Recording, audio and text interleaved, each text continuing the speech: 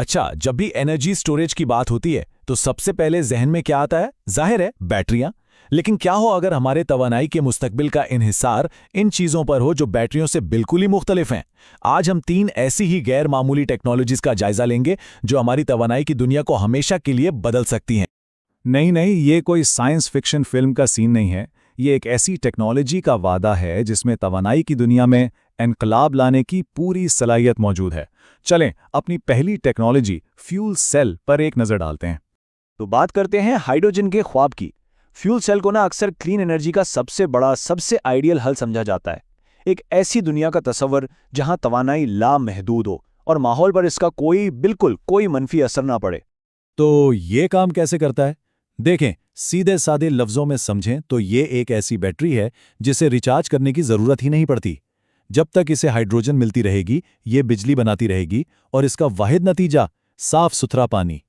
और ये सिर्फ कोई थ्योरी नहीं है, जरा इस बात पर गौर करें कि एक पावर सोर्स इतना साफ पानी बनाए कि उससे मेहमानों को चाय बनाकर पिलाई जा सके। कमाल है ना? ये किस्सा फ्यूल सेल टेक्नोलॉजी की सफाई को बेहतरीन तरीके से दिखाता है। और यही तो बड़ी बात है। वो बड़ा वादा है जिसने साइंसदानों और मौजिदों को कई दहाइयों से अपने पीछे लगाया हुआ है। यानी कायनात में सबसे ज्यादा पाए जाने वाला उनसर हाइड्रोजन हमें तवानाई का एक ना खत्म होने वाला जरिया दे सकता है। लेकिन यहां एक मसला है, और यही है सबसे बड़ी मुश्किल। देखें, हाइड्रोजन कोई तेल नहीं है जिसे जमीन से खोद कर निकाला जा सके। इसे बनाना पड़ता है, और इस अमल में अक्सर इतनी ही तवानाई लग जाती है जितनी ये खुद पैदा करता है।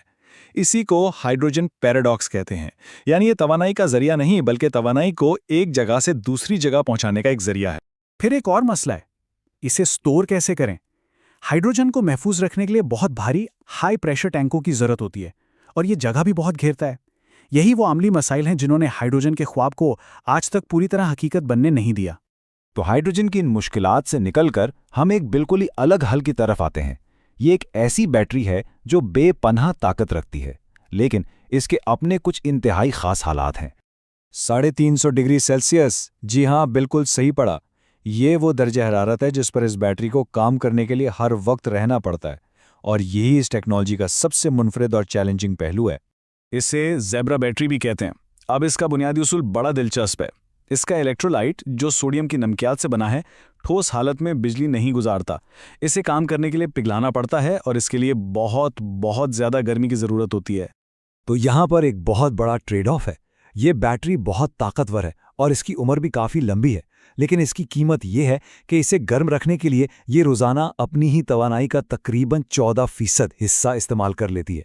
और अगर ये ठंडी हो जाए तो इसे दोबारा काम के लिए तैयार करने में 2 दिन तक लग सकते हैं।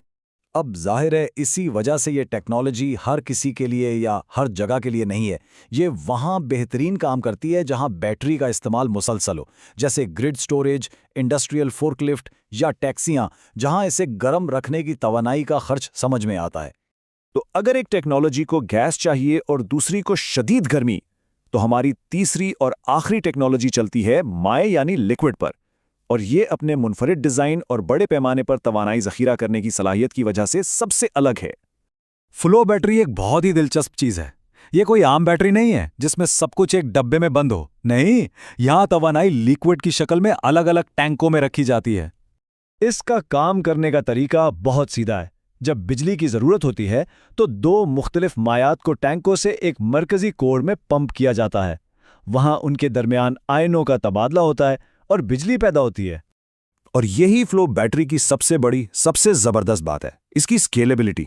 अगर ज़्यादा तवानाई ज़ख़ीरा करनी है तो कोई नई बैटरी बनाने की ज़रूरत नहीं, बस बड़े टैंक लगा दें। लेकिन इस ज़बरदस्त स्केलेबिलिटी की एक कीमत है। अगरचे ये बहुत बड़ी हो सकती है, लेकिन इसकी तवानाई की कसाफत यानी पावर डेंसिटी निस्बतन कम है। ये ज़ीब्रा बैटरी से काफ़ी कमज़ोर है, और इसकी पावर डेंसिटी समझें कि आम लेड एसिड बैटरियों जैसी है। तो इसका मतलब क्या है? इसका मतलब यह है कि फ्लो बैटरी एक मैराथन रनर है, कोई स्प्रिंटर नहीं। ये बड़े पैमाने पर तवानाई ज़ख़ीरा करने के लिए बेहतरीन है, जैसे पूरे शहर को कई घंटों तक बिजली देना। लेकिन ये इलेक्ट्रिक कार जैसी चीज़ों के लिए बिल्कुल मुनासिब नहीं है, जिन्हें एकदम तेज़ रफ्तार ताकत चाहिए। तो हमने 3 बिल्कुल अलग किस्म की टेक्नोलॉजीज़ देखी। हर एक के अपने वादे हैं, अपने चैलेंजेस हैं, लेकिन इन्हें नाकामियों के तौर पर देखने के बजाय हमें उन्हें एक टूल बॉक्स में रखे मुख्तलिफ औजारों की तरह सोचना चाहिए। चलें इन तीनों को एक साथ देखते हैं। पहले फ्यूल सेल अपनी सफाई के लिए बेहतरीन है, लेकिन हाइड्रोजन की वजह से महदूद है। फिर आती है पिघले हुए नमक की बैटरी, बहुत ताकतवर है, लेकिन इसे हर वक्त गर्म रहना पड़ता है। और आखिर में फ्लो बैटरी लामहदूद तौर पर फैल सकती है, लेकिन ये तेज रफ्तार नहीं है। हर एक की कमजोरी ही उसके खास इस्तेमाल की जगह की वजाहत करती है। तो असल बात यह है कि तवानाई के मुस्तकबिल का कोई एक जादुई हल नहीं है, बल्कि सही काम के लिए सही टेक्नोलॉजी का इंतखाब करना ही असल हल है। ये एक टूल बॉक्स है, एक वाहिद हथौड़ा नहीं। तो आखिर में सवाल यही है, क्या हमारा मुस्तकबिल हाइड्रोजन पर चलने वाले ट्रकों का है? क्या हमारे शहरों को गर्म बैटरियां पावर देंगी, या फिर हमारे ग्रिड्स को माया तवानाई के ये देव सहारा देंगे? इनमें से कौन सी टेक्नोलॉजी सबसे पहले बाजी ले जाएगी, ये तो आने वाला वक्त ही बताएगा।